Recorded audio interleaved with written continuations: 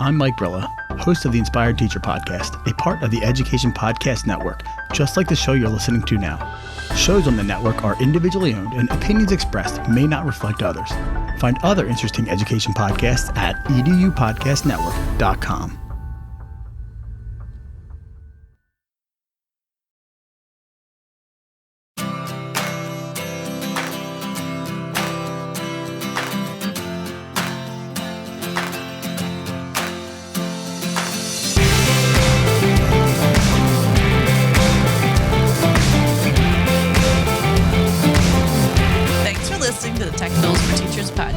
Each week, we talk about a free piece or two of technology that you can use in your classroom. I'm your host, Shanna.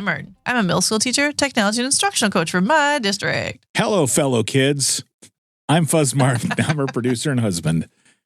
I hope you're having a great day. You know, the meme, the hello fellow kids meme with Steve Buscemi, where he's like obviously old, but dressed with a backpack. And, oh, come on. You've all seen. How do you do, fellow kids? Here, this one right here. See? Oh, yeah. It's from 30 Rock. Yeah. Okay. So I do. Yeah. Anyway, that's pretty fun. It's December. We are here and it's cold outside. It is here. Yes, it is high here. Tomorrow as we're recording this, 18 degrees Fahrenheit. Yeah. Which is not enough degrees Fahrenheit.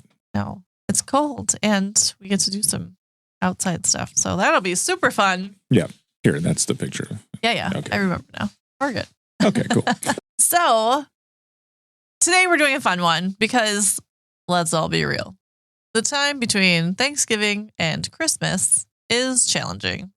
Mm-hmm. It's fun. There's lots of fun things going on, but also there's a lot going on and there's downtime between different things. And so I was looking at some art type sites this week because our child at home is cranking out Christmas cards for everybody. And my students have been crafting more lately and they want to decorate classroom doors and they want to do all kinds of fun holiday type stuff. So while the site is not holiday related, it does have lots of cool creative opportunities, which you can build into your classroom for students of all ages. So the site is called, are you ready for it? Oh, yes. It is called Hello Kids. So HELLOKIDS.com. So Hello Kids is the site. And there is all kinds of things like highlights. There's art for drawing. There's crafting projects. There's reading. And we'll kind of go through it. There's just fun activities to do.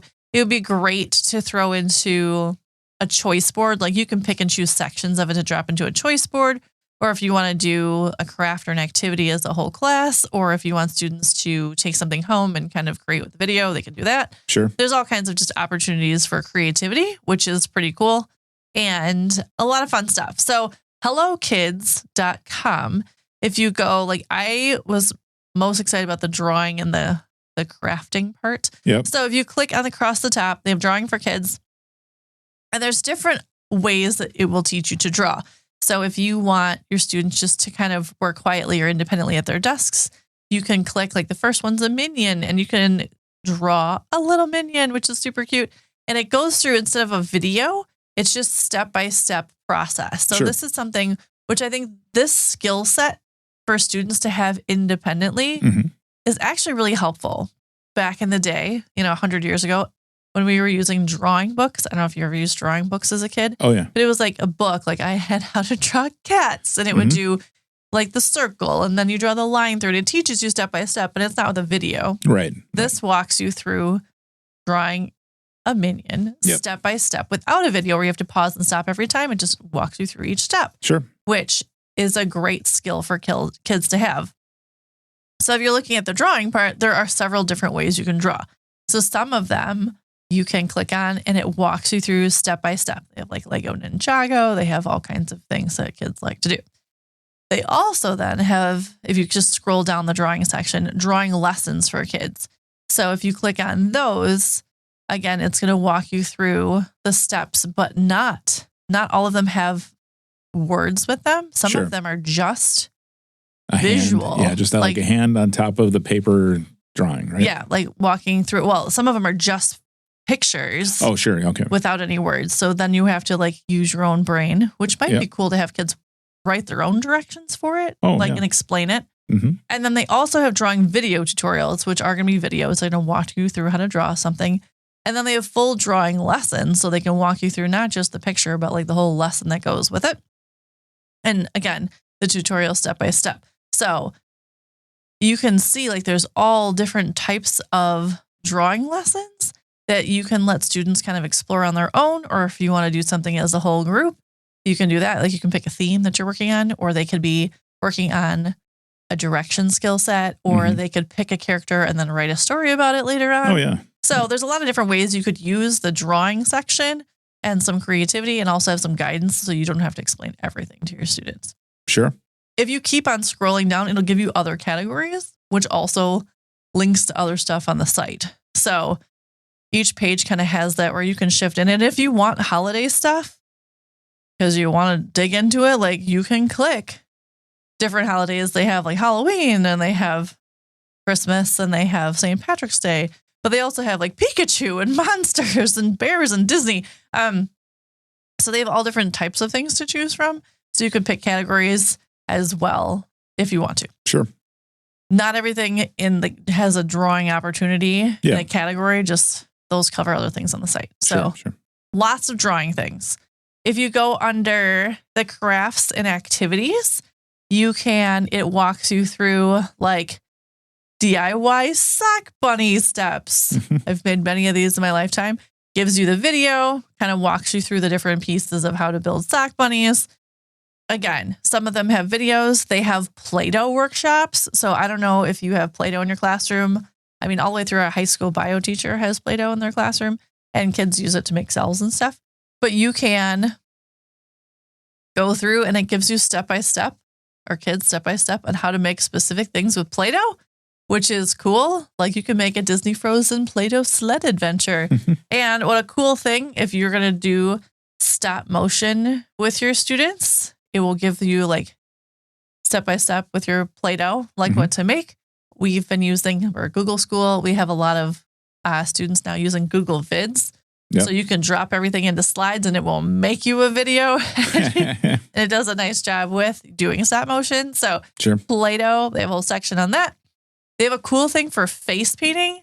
That's something that my middle schoolers really get into is face paint, like makeup, but also face painting and doing cool things. Yeah. Explanation on that.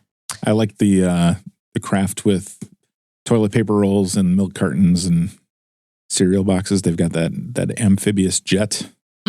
I would make that all day long. That is pretty cool. And what a great way to recycle. Yes, exactly. And then they could gift it to somebody in the holiday. There you go. That would be great.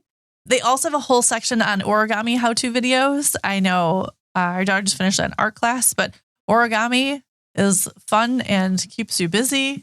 And once they learn how to fold one thing, they'll fold them they all. will fold it 1,000 times over. And if it's on TikTok, they're going to do it. So why don't we teach them some cool things to fold, like dogs and flowers? Yes. So lots of origami videos. They also have mass crafts that you can print. They have birthday ideas. They have crafting with food. So like making like cake pops and churros. There's just so many different things that like kids can dig into. But again, as a teacher, you can skew. Like I don't give kids always free reign on these sites. Like, okay, we're going to link it to this specific page, or I will push out just the certain URL to my students so they're focused on one section. Sure. And a choice board. They have a collection of coloring pages, which we appreciate. You can color online. I realized that while I was playing around with it, that I was coloring the scrolled mandala. And not only can you color online, but also it will let you color it. It will let you recolor it. It will let you delete and start over. It will save your piece of beautiful art to your computer. And you can download it. So there's lots of options with coloring, with their fun little coloring online things. Again, sometimes we need a mental break. They do have free online games. I would definitely check those out before you just allow students to jump on them. Some are different grade appropriate. So just be aware of that. The other one I highlight is the reading and learning section, which is kind of cool. So they have stories on there, so you can pick and choose. Like, you can read a story, students can read a story, and it will kind of go through, like, there's 7 pages. You can take the pages, you can read it out loud, they can read it to themselves. It's a nice little there's different online stories.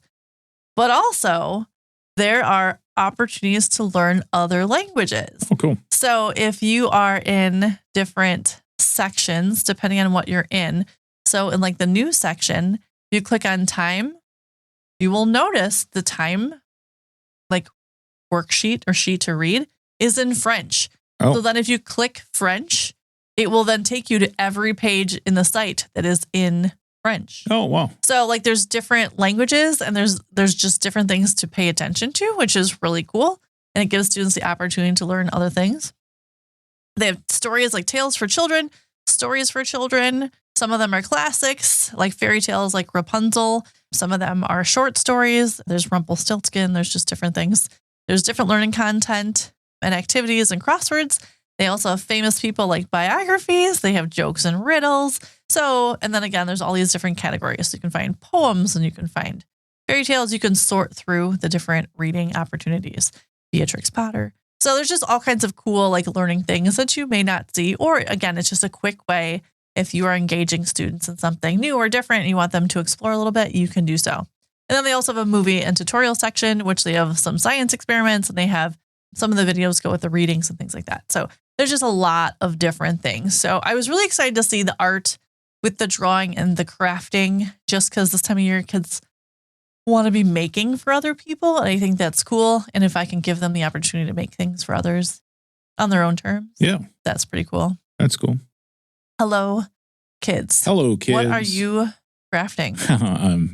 Are you coloring a squirrel? No, I'm flying a paper airplane. Oh, fantastic. Yeah.